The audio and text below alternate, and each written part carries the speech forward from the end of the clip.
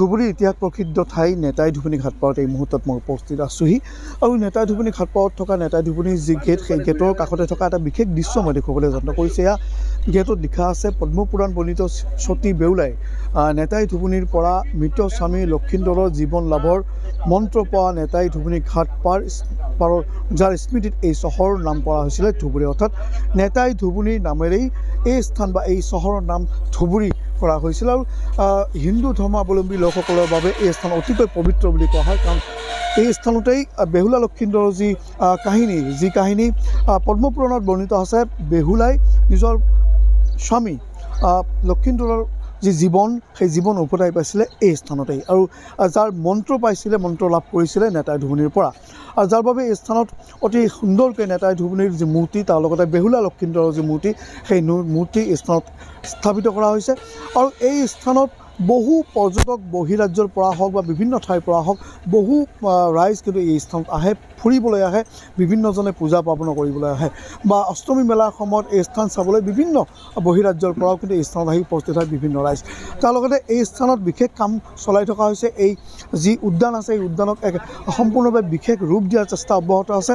পৌৰ নিগমৰ বা পৌৰসভাৰ ধুবুৰী পৌৰসভাৰ অধীনত এক বিশেষ ব্যয়বহুল আঁচনিৰ অধীনত এই স্থানত বিভিন্ন ধৰণৰ কাম কাজ চলাই ৰখা হৈছে। আৰু আই লাভ ধুবুৰী নামৰ এক প্ৰতীক চিহ্ন এই স্থানত এই মুহূৰ্তত কৰা হৈছে, যিহেতুকে বিভিন্ন ঠাইৰ পৰা বহু ব্যক্তি আহি উপস্থিত হয়, বহু পৰ্যটক আহি উপস্থিত হয় এই স্থানত চাবলৈ বা ফুৰিবলৈ বা বিভিন্ন ধৰণৰ পূজা পাৰ্বণ কৰিবলৈ।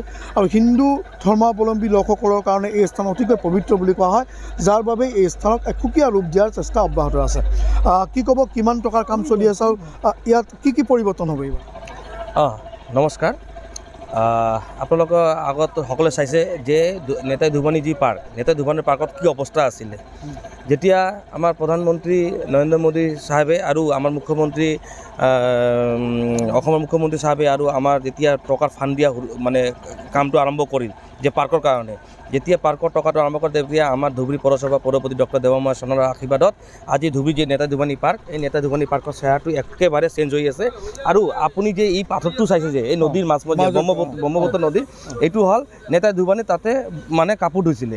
নেতাই ধুবুনী এটা ভৰিচিহ্ন আছে, ভৰিচিহ্ন আমি চবে চাইছোঁ, একবাৰে ওলাইছিলে।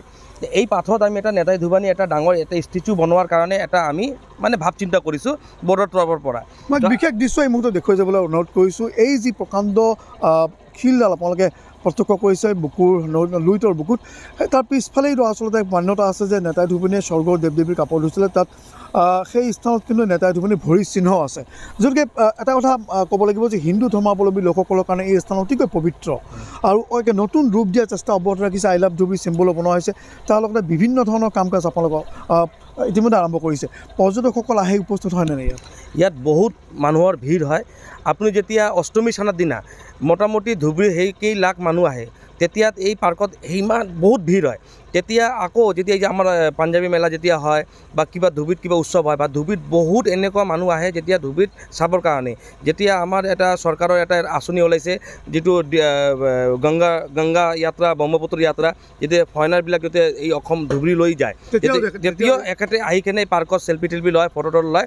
সেইকাৰণে আমি এই পাৰ্কটো এনেকুৱা এটা আধুনিক পাৰ্ক বনাবৰ কাৰণে এটা আমি চিন্তাধাৰণা কৰিছোঁ আমাৰ পৌৰপতি ডক্টৰ দেৱময় চন্দ্ৰৰ উদ্যোগত, যে যাতে এনেকুৱা এটা পাৰ্ক হয় যাতে মানুহে ধুবুৰীত অহাৰ কাৰণে, আৰু যেতিয়া নেতাই ধুবুনী পাৰ্কত যেতিয়া আহিব চাবৰ কাৰণে এই ইটাত যেতিয়া পাথৰটো চাব, পাথৰৰ ওপৰত এটা ডাঙৰ এটা মূৰ্তি ষ্টেচু চাব নেতাই ধুবুনী, যেতিয়া এনেই আনন্দ আহিব আৰু নেতাই ধুবুনী এনেই আনন্দ আহিব। মই লুইতৰ পৰা সেই মনোমোহা দৃশ্যটো মই দেখুৱাই যাবলৈ অনুৰোধ কৰিছোঁ জাৰ্ণালিষ্ট ৰামপুকাৰ ৰামক। এক অতি সুন্দৰ দৃশ্য, কাৰণ লুইতৰ পাৰত এই মুহূৰ্তত যিহেতুকে নেতাই ধুবুনী যি ঘাটপাৰ বুলি কোৱা হয়, নেতাই ধুবুনী ঘাটপাৰতে নেতাই ধুবুনী যি পাৰ্ক, সেই পাৰ্ক বা শিশু উদ্যান আচলতে এই স্থানতে অৱস্থিত। তাৰ লগতে পিছফালে যিহেতুকে লুইতৰ পাৰ, এক সুন্দৰ দৃশ্য, এক মনোমোহা দৃশ্য। আৰু এই যি দৃশ্য উপভোগ কৰাৰ কাৰণে বহু ব্যক্তি, বহু ৰাজ্য তথা বহিৰাজ্যৰ পৰা এই স্থানত আহি উপস্থিত হয়হি। কেনেকুৱা লাগে? যিহেতুকে পূজা পাৰ্বণো কৰা হয়, এই স্থানৰ এটা মান্যতা আছে হিন্দু ধৰ্মাৱলম্বী লোকসকলৰ বাবে। খুব ভাল কথা, আমাৰ ধুবুৰী ৰাজ্যৰ কাৰণে বহুত গৌৰৱৰ কথা। আমাৰ বহুত ঐতিহাসিক পাৰ্ক এইটো। আমাৰ ল'ৰা ছোৱালীয়ে এই পাৰ্কৰ সম্বন্ধে নাজানে, এইটো জানিবৰ কাৰণে যুৱ প্ৰজন্ম যাতে এই সম্বন্ধে জ্ঞান অৰ্জন কৰে, এইটো কাৰণে এইটো খুব ভাল কথা। বেহুলাই লক্ষীন্দৰৰ জীৱন উভতাই পাইছিলে, পদ্মপুৰাণতো এইটো আছে।